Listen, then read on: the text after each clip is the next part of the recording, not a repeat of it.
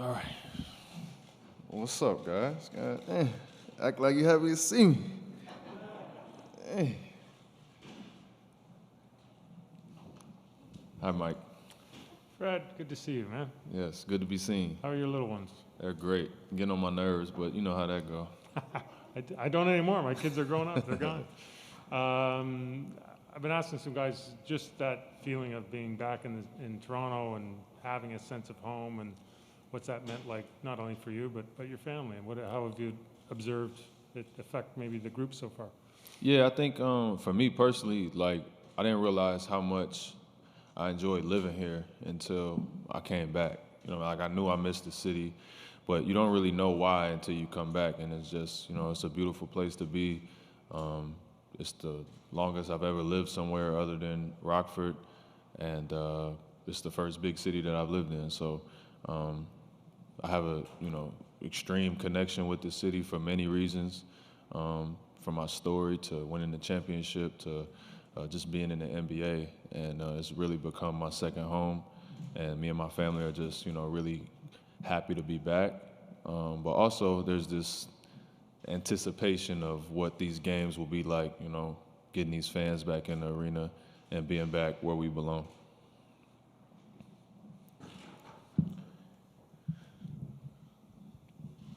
Hey, Fred, Doug Smith, the Toronto Star. How are you, man? What's up, Doug? Not much at all.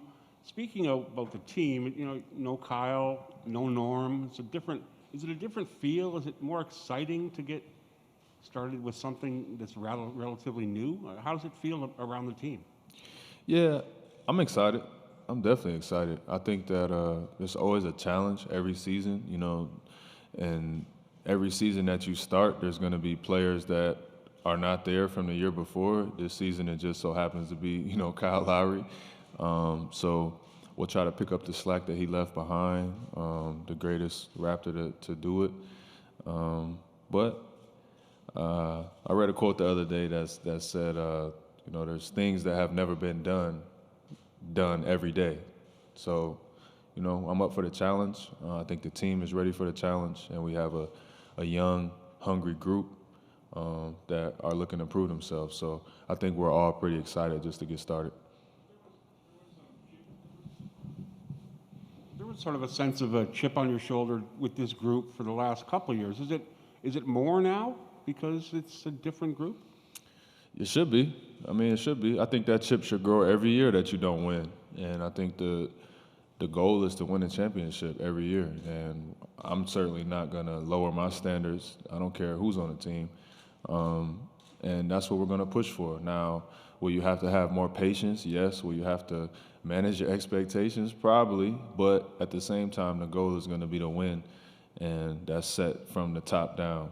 This is not a franchise that's accustomed to, having the type of year that we had last year. But I think that, we're on the track to get right back where we need to be. Josh Lewinberg, TSN. Hey, Fred.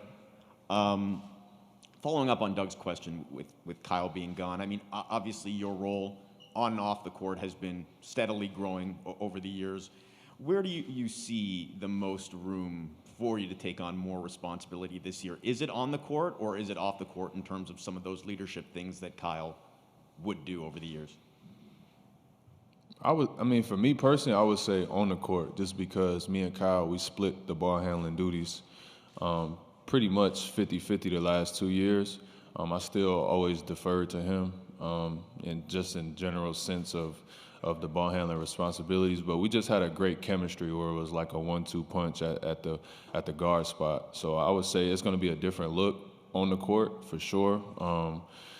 Off the court, I'm pretty comfortable there. I've been comfortable there. I was, allowed to have a voice, pretty much my first year, second year, and it's just been steadily growing. I think that everybody else's perception or expectations of me have changed maybe, but for me, I've been vocal in the locker room for the majority of my time here, so that's not really going to change. Like I said, I think now I'm seeing that my actions have reactions and consequences. It's a different feel from the other side of the room when people are looking at me versus me just, leading with my heart. I'm gonna have to probably be a little more calculated and patient. I assume you've been chatting with Kyle, you've kept in touch. Has he given you any advice or said anything going into this season? Yeah, absolutely. We talk, a couple of times a week. I don't really care to share what he's told me here, but yeah, he's gonna continue to be a mentor in my life and somebody that I'll always lean on. And the funniest part about the whole relationship is that he probably calls me to ask for my opinion more than I call him. So, not really basketball stuff, but that's just our vibe. Like, that's a real relationship that we've developed and kind of cultivated, in 5 years. So that's my brother for sure. Hey, Freddy and Harrison with AP. You mentioned that you have a sense of anticipation about getting back on the court in front of these fans. What do you anticipate that feeling like? I don't know. I just know it's gonna be a movie. Like, it's gonna be so much energy, and it's that raw feel that you can't really describe or anticipate. It's just something in the air, and we're gonna be excited. They're gonna be excited, and again, this is where we're supposed to be. I think that more than anything, this pandemic in the last 12 to 18 months has shown everybody like the things that we should value and appreciate. And I know that we felt it being in Tampa, and I'm pretty sure the fans felt it not seeing us here at home, which is one of the best home courts in the NBA. Hey, Fred. Louis Zatzman, Raptors Republic, right here in the middle. Good to see you, man. Last year was tough for you guys. I mean, you spoke about it being difficult mentally, emotionally, and, being sick and moving, and just, it was a lot. How are you doing, like, personally? Just how are you? Where are you at? How's life? I feel good. I'm recharged. I'm re-energized. And last year wasn't that tough. It was like we were doing good. We hit the COVID.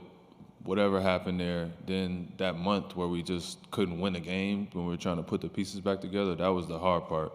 And then after that, you're just trying to put the pieces back together. But I think so much for myself, is based on being a winner, like my personality, just who I am. That's all I've ever known. I've never lost ever in my life. So that was something that you had to deal with mentally. But, we could talk about old stuff all day. I'm just looking forward to this season and what this season brings.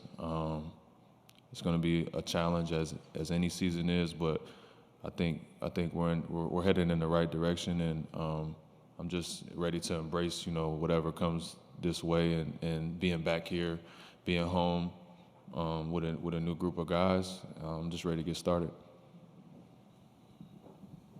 Hey, Fred. Now I can finally ask you a basketball question. Obviously, lots of rankings, power rankings coming out with this group, this team. I know you don't pay attention to that stuff, but have you had a level set yet or temperature check of where you think this group can take these this year? No, but it's always aim at the top and see what happens. I haven't seen our ranking this year. I'm pretty sure it's low. Yeah, whatever. It doesn't matter. I don't think our ranking was 1 when we won a championship. And I stopped valuing non-basketball people's opinion a long time ago. So my list of basketball people is like Masai, Bobby, Nick, Kyle Lowry, like those guys. That's who I look to for, my critiques or where we stand. And other than that, like outside of that, it doesn't really matter. We got to go compete.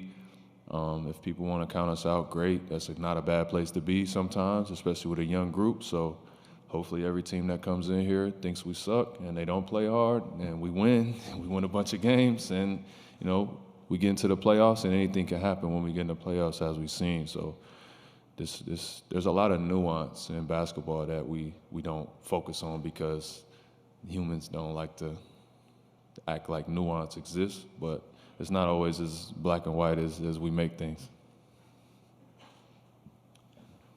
Vivek Jacob, Raptors.com. Hey, Fred, in the back I see over you. here. You mentioned that you were allowed to have a voice right from your first year, second year. How were you made to feel comfortable to be vocal, and what lessons do you take from that to allow guys like Scotty to be themselves? Yeah, I think that was one of the things that allowed me to be here. Was I think they saw some of that leadership potential and just my character and who I was as a man, a young man. And then, like, my first year, DeMar really wasn't that vocal in terms of, talking. Kyle is really not as vocal as, you might think. on a daily basis. He speaks when something needs to be said, and he checks things as they go. So there was a void there. Like, you always need the leaders of the team, and then you need guys who can lead each other, and you need other leaders as well. And I think that was the role that I was empowered by KC front office, and so on and so forth, to be the guy to keep the locker room together and make sure that everybody was on the same page. So, as the leader of the team, I think that it's important to let guys be themselves, and we all just got to have the same vision and focus, and put winning first, we're going to be good. We'll never have an issue. And when that ranking gets messed up, that's when conflict, usually happens. But you put winning first, you'll be good in my book. Hey, Fred, it's Doug again. A little bit crushed that you don't take our critique to heart every day, but that's quite all right. Obviously, Pascal's come through a very difficult year and a half, the bubble time, then last year with the COVID, and now surgery. How can you sort of help him get through this idle time and the expectations that will be on him whenever he gets back on the court? I don't look at it like that, Doug. I really don't. Like, I was with P the whole time, you know what I mean, other than the first couple months of the pandemic. And, he didn't play up to his level in the bubble, and there was some things along the way that were out of character. But it's all a part of the journey, and I think that the only thing we don't do now, because we have phones every day, is we don't give time. And I think that when he comes back and he plays like the player that everybody knows he is and who he knows he is, and better, I think that all of that stuff will just be a part of the story that say, hey, okay, this was a moment of adversity. He broke through. We're on the other side of it now, and you won't remember it. And I think that towards the last part of the season, he was playing great basketball again. And I think that it was just hard for any of us to look like we were playing great because we couldn't win the game. So P's good. He'll be fine. We have the utmost confidence in him, and I know he has confidence in himself. I'm happy to see him back with that energy and that vibe where he's not feeling like it's him against the world. You know what I mean? And even if it is, he still got the locker room, he still has the franchise, he still has everybody with him, and we could focus on the internet and everybody else whenever we feel like it. But we're all in this together, and Pascal is going to be a huge, huge part of what we do around here, if not the biggest key for us, as being, the best player on our team. And I'm ready for him to get healthy and get back on the court with us. Danielle Michaud, Sportsnet. Fred, hi. Nice to see you in person. Good to see you. You were a part of so many bright spots during a really difficult year last year, franchise record, cusp of being an all-star. Besides winning, which is such a big part of who you are, what kind of goals have you set out for yourself personally this season?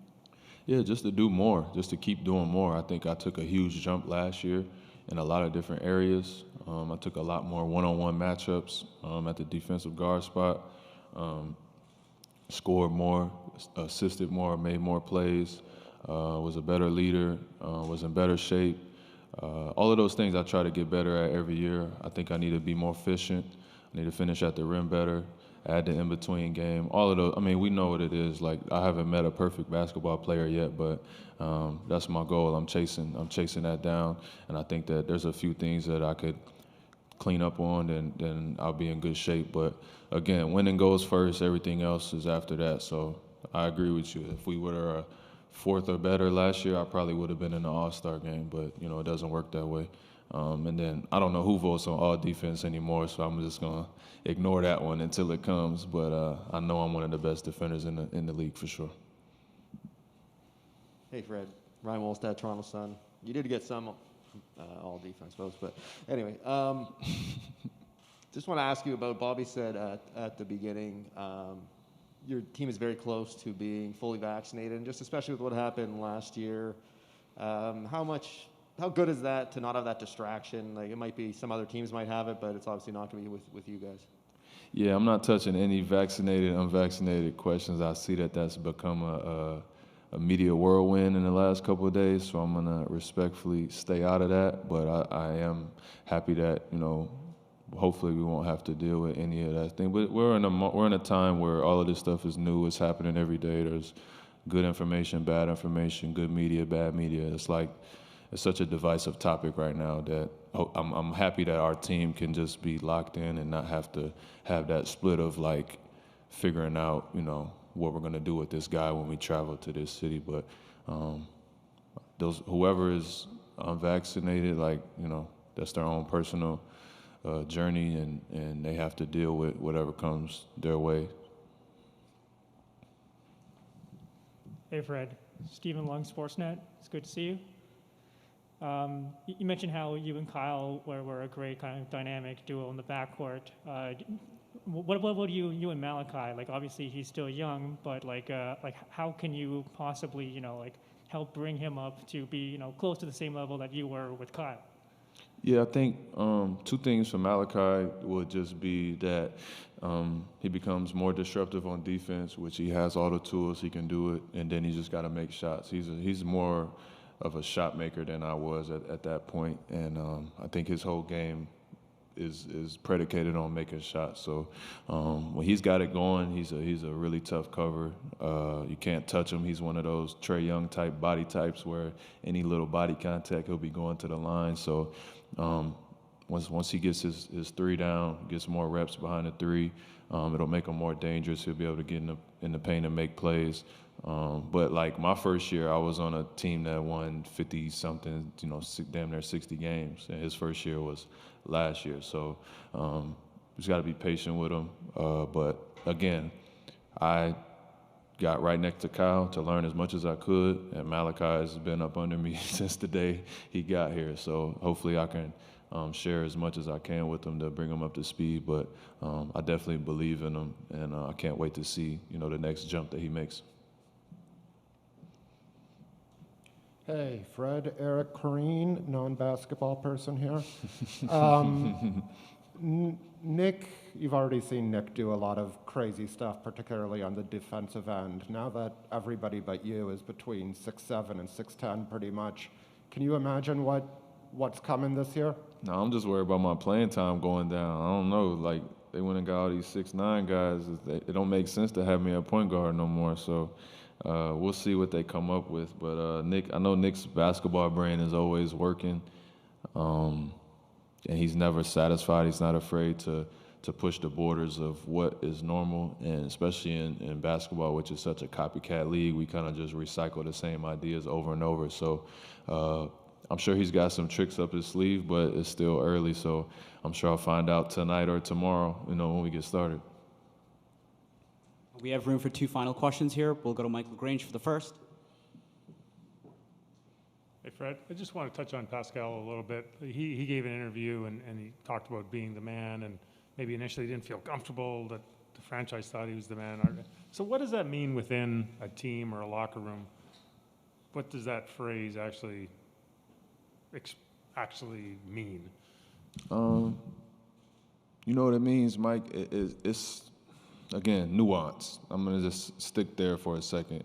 It's not, and this is the hard part, and I know what you're saying, what he said, and people couldn't understand. How could you not be the man? You got the max contract. You got the ball in your hand every time. Kyle defers to you. Kyle said it was your team. But like, being the man sometimes is like, I'm going to shoot this ball 40 times, and nobody better blink. I better not see a face.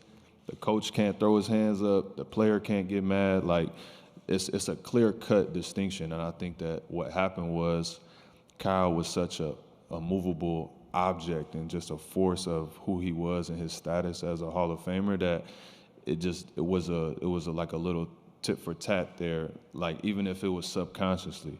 You know what I mean? Like when Kyle wouldn't play, me and Pascal naturally had more flow and more responsibility, and when he played, we had to find a way to manage the chemistry. And it's not something where it's like, I don't like this guy or I don't like this guy or I'm not passing to him. It's a little nuance that you would never understand unless you played at the highest level. So I think that my interpretation of what he was saying was that, listen, I got paid the max. And when I got paid the max, all the fans expected me to become this, and this. And with that came a lot of responsibility. But in my way is the greatest guy to ever do this for this franchise. And it wasn't a clear-cut distinction. Like, Kyle didn't just back out gracefully. You know, that we wouldn't be Kyle Lowry if he did. And he wouldn't have still become an all-star, get another big contract. Like, he's not going to just back up and let somebody else do it. And I think that for me, it was easier because we're at the guard spot and me and Kyle just had more of a natural chemistry. But I think for P, I think sometimes he was dealing with the expectations on him versus like what's actually in the game. And I think that he dealt with that over time and got more comfortable with it. But to answer your question, that would be my interpretation of what he was saying, is like there's a nuance there that's hard to explain unless you're out there. And that's why you see in the NBA, every guy, when somebody gets hurt or somebody goes out, there's a guy that steps up that plays out of his mind. You're like, why can't he do this when such and such is playing? But there's like a pecking order of basketball chemistry that's hard to explain. Hey, Fred. VivekRaptors.com again. Just based on what you said, you know, looking at the team now, there's probably no greater bonding experience than winning the championship together. But with the core group that's still around, what has the last year and a half done to bring you guys even closer together? Yeah, winning is great, and it's the best way to build chemistry. But I think also being in tough times together, you can kind of have that back against the wall mentality where you can see everything clear. Because when you're winning, everybody loves you. You're getting praise from over here. Everybody's making money. Everybody's getting endorsements. Everybody's growing. But when we had a season like we had last year, I think you could really look around the room as like, all right, I could count on one hand who's with us, who's not. You know, you get to see, for better or for worse, fan engagement, fan interaction. Like, I think that's another way to bond as well, is when things aren't going good, because that's a better test of who people really are, is when things aren't going well. Thank you, Fred. You're all Thanks, done. guys.